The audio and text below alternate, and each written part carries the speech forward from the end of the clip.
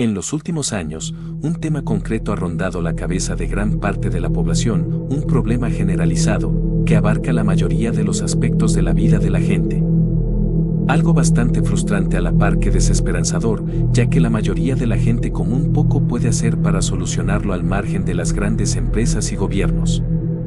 Se trata, como muchos ya habrán adivinado, del cambio climático, de la contaminación, de los cambios a gran escala que se pronostica que ocurrirán en nuestro mundo. Existen por supuesto personas que lo niegan y que afirman que todo es fruto de los intereses económicos de una élite política, pero eso no es de lo que trata esta historia. No debatiremos sobre las bases científicas de este fenómeno a escala global, ni de los trapos sucios que ocultan muchas de las personas y altos cargos abanderados del activismo climático, sino de la catástrofe causada por los primeros efectos documentados del cambio climático, una catástrofe que se cobró las vidas de cantidad de personas. Quizá hayas oído hablar o leído algo acerca del permafrost de Siberia. Se trata de una capa de suelo permanentemente congelada que se encuentra presente en altas latitudes. Se sospecha que con el aumento de la temperatura esta capa podría descongelarse liberando grandes cantidades de dióxido de carbono a la atmósfera, retroalimentando el ciclo de subida de las temperaturas y provocando consecuencias negativas a escala mundial. Sin embargo, el dióxido de carbono no es lo peor que contiene esta capa, ni lo más letal. Virólogos de muchos países advierten que con el aumento de temperatura se podrían descongelar y liberar una serie de patógenos y virus congelados no solo en el permafrost, sino en otros lagos congelados de la Antártida o Groenlandia. Esto sería una muy mala noticia para la humanidad. Para estos virus no existiría defensa inmunológica posible, ni medida gubernamental o vacuna que pudiera evitar su propagación.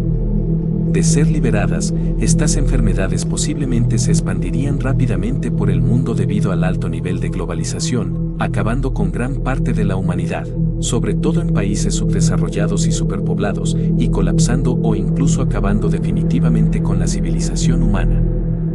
Desgraciadamente ya existe un ejemplo actual de un virus prehistórico liberado sobre una población humana. Este hecho demostró que la amenaza era aún más terrible y aterradora de lo que se pensaba, hasta tal punto que aquella masacre fue encubierta y censurada por el gobierno del país en cuestión. Y sí, fue una masacre, porque los habitantes de aquel pueblo no solo murieron por los síntomas de la enfermedad, sino víctimas de otros habitantes del propio pueblo. Con la poca información que se ha podido obtener sobre aquello, se sabe que ocurrió en el norte de Canadá, en la tundra del Ártico. Los testimonios de los sobrevivientes indican que todo comenzó cuando uno de los pueblerinos se adentró en los bosques helados en busca de animales para cazar como de costumbre, ya que la carne es la principal fuente de alimento en este clima helado, pero esta vez aquel hombre no volvió. A los días de la desaparición un grupo de habitantes partió en su búsqueda ayudados por perros. En esas circunstancias no había opción de comunicarse con ellos a distancia porque carecían del material necesario. Saldrían a la tundra salvaje y tendrían que sobrevivir por sus propios medios. Tras unos días de incertidumbre, los vecinos se empezaron a alarmar debido a que el grupo no regresaba. Finalmente tuvieron noticias, pero no fueron buenas. El único integrante del grupo que volvió al pueblo fue uno de los perros, pero su estado alarmó a los vecinos. El perro estaba aterrorizado.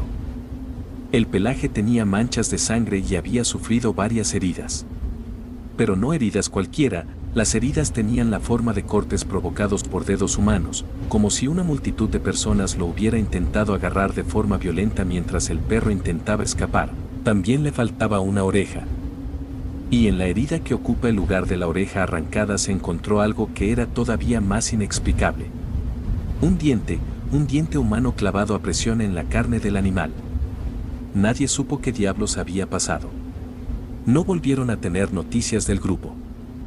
Con el tiempo empezaron a suceder cosas extrañas en las inmediaciones del pueblo, empezaron a ver personas a lo lejos deambulando por las afueras, se tambaleaban de un modo extraño, como si fueran animales. Pero nunca consiguieron verlos de cerca, otras veces los veían entre los árboles observando a alguno de los habitantes.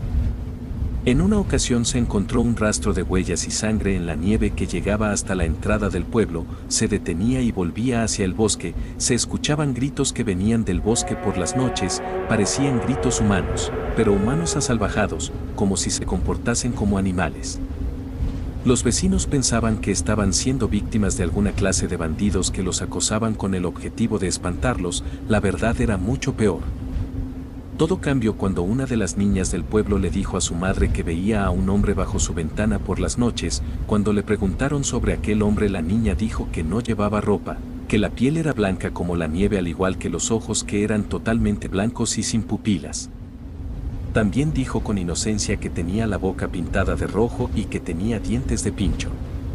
Bajo la ventana de la niña se encontró la nieve revuelta y signos de que alguien la había intentado abrir desde fuera. Tras aquello, muchas personas abandonaron el pueblo, pero no todos los que faltaban se habían ido, otros habían desaparecido y sus pertenencias seguían en sus casas. Comenzó una ola de desapariciones a la vez que aumentaron los avistamientos de aquellas personas asalvajadas en las afueras. La población disminuía cada vez más.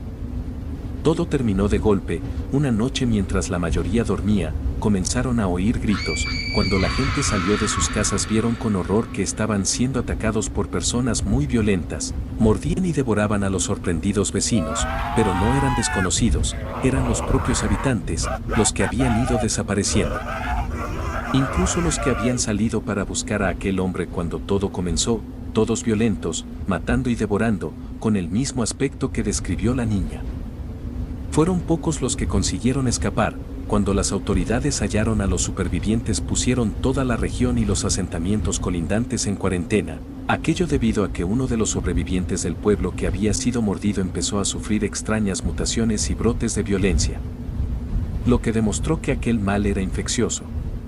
No se sabe qué ocurrió con el pueblo ni con los sobrevivientes, ni qué fue con lo que se topó el primer desaparecido en la tundra que transformó a todos en monstruos. Solo que si aquello consigue escapar de la tundra canadiense, podría ser el fin de nuestra civilización.